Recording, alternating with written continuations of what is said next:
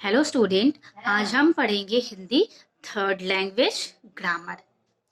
क्रिया क्रिया को इंग्लिश में कहते हैं वर्ब। आप सभी लोग इंग्लिश में वर्ब पढ़े होंगे, डूइंग वर्ड्स।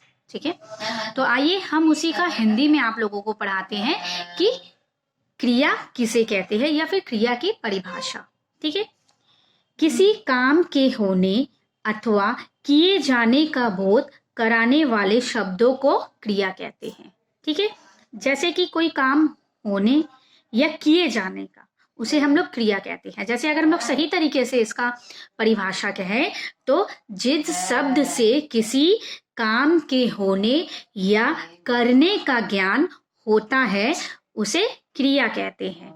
ठीक है, कोई काम होने का है या फिर कोई काम करने का हमारे अंदर ज्ञान प्राप्त होता है उसे हम क्रिया कहते हैं। जैसे खाना, पीना, खेलना, कूदना, दौड़ना, सोना, चलना, फिरना इत्यादि एक्सेट्रा।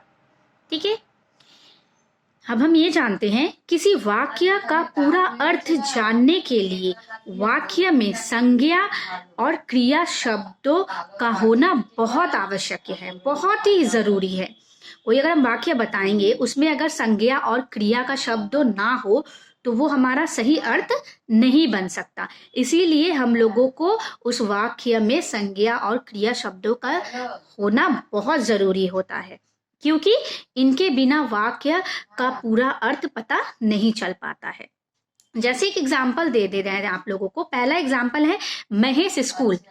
ये अधूरा है, कैसे समझेंगे? महेश स्कूल जा रहा है या महेश स्कूल जाएगा या महेश स्कूल से आ रहा है, तो हमारा सही क्या हो जाएगा? महेश स्कूल जाता है। ठीक है, तो इसलिए संज्ञा और क्रिया का होना इस वाक्य में बहुत ही जरूरी है कुछ शब्दों का। ठीक है, दूसरा एग्जाम्पल, पूजा कर रही है। कौन पूजा कर रहा है, कहाँ पूजा कर रहा है, कैसे पूजा कर रहा है, यहाँ पे पूरा अर्थ सही नहीं दिया हुआ है, तो इसका सही अर्थ क्या हो जाएगा? दादी जी पूजा कर रही है। ठीक है, इसलिए क्या कह रहे हैं, कोई भी वाक्य हो उसमें उसका पूरा अर्थ सही होने के लिए उसमें क्रिया और संज्ञा शब्दों का होना बहुत ही जरूरी है।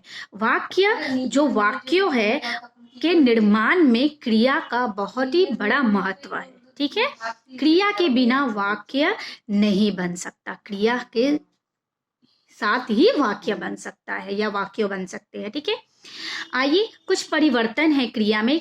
तीन क्रिया है, तीन मतलब परिवर्तन होते हैं, एक लिंग से, एक आपका वचन से और तीसरा है हमारा काल से। लिंग आप सभी जानते हैं, स्त्रीलिंग पुरुष के दौरान होते हैं, और वचन आप सभी जानते हैं एक या एक से अधिक। ठीक है, एक वचन और बहुवचन। और तीसरा है आप लोगों का काल।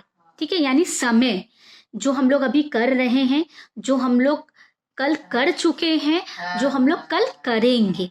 तो मैं आप लोगों को बता दे रही हूँ, जो अभी कर रही हूँ वो प्रेजेंट टेंस है। ठीक है, वर्तमान काल जिसे हिंदी में कहते हैं। जो हम लोग कल किए थे उसे हम लोग पास्ट टेंस कहते हैं, जिसको हिंदी में कहा जाता है भूतकाल। जो हम लोग कल करेंगे, आने वाला कल, को फ्यूचर टेंस कहते हैं, जिन्हें हिंदी में कहा जाता है भविष्यत काल। ठीक है, तो आइए हम जानते हैं क्रिया का पहला परिवर्तन किसके द्वारा होता है? लिंग के अनुसार क्रिया में परिवर्तन होता है। किसके दौरान? लिंग के। तो स्त्रीलिंग पुल्लिंग, अगर मान लीजिए स्त्रीलिंग दे दिया गया है लड़की खेलती है, तो पुल्लिंग क्या होगा? लड़का खेलता है। ठीक है, अब दूसरा क्या है परिवर्तन? वचन के अनुसार क्रिया में परिवर्तन आता है। पहला क्या होगा? एक वचन अगर आप लोगों को दिया जाए, जैसे लड़का खेलता है, तो बहुवचन में क्या परिवर्तन हो जाएगा? लड़के खेलते हैं। ठीक है, मान लीजिए कि लड़की खेल रही है, तो उसका क्या हो जाएगा? लड़कियां खेल रही है। ठीक है, अब तीसरा क्या है क्रिया में परिवर्तन? काल के अनुसार क्रिया में परिवर्तन। जैसे एग्जाम्पल, सुशीला पढ़ रही है। सुशीला क्या कर रही है? अभी पढ़ रही है, तो ये हमारा क्या हो गया? Present tense. ठीक है, यानी वर्तमान काल। रमा सुबह पढ़ रही थी, यानी पढ़ रही थी, वो पढ़ चुकी है, अब सुबह हो, ठीक है, सुबह पढ़ चुकी है, यानी वो पास्ट टेंस हो गया, यानी हमारा भूतकाल, ठीक है। अब तीसरा क्या है, रमेश रात में पढ़ेगा, आने वाला समय में वो पढ़ेगा, यानी फ्यूचर टेंस हुआ, यानी आपका भविष्य काल। जैसे मैं अभी आप लोगों को पढ़ा रही हूं तो ये प्रेजेंट टेंस हो रहा है, जैसे ये अभी चल रहा है, ठीक है। इसको इंग्लिश में हम लोग क्या कहते हैं, प्रेजेंट टेंस, और हिंदी में हम लोग कहते हैं वर्तमान काल। हम आप लोगों को कल कुछ और पढ़ाए थे तो वो हमारा पास्ट हो गया, पास्ट टेंस, उसको हम लोग हिंदी में भूतकाल कहते हैं। अब मैं आप लोगों को कल फिर पढ़ाऊंगी, आने वाला कल, यानी फ्यूचर टेंस, उसे हिंदी में भविष्य काल कहते हैं। ओके स्टूडेंट्स, आप लोगों को समझ आया होगा। मैं इस चैप्टर का अभ्यास आप लोगों को नेक्स्ट वीडियो में अपलोड कर दूंगी। Okay student, thank you.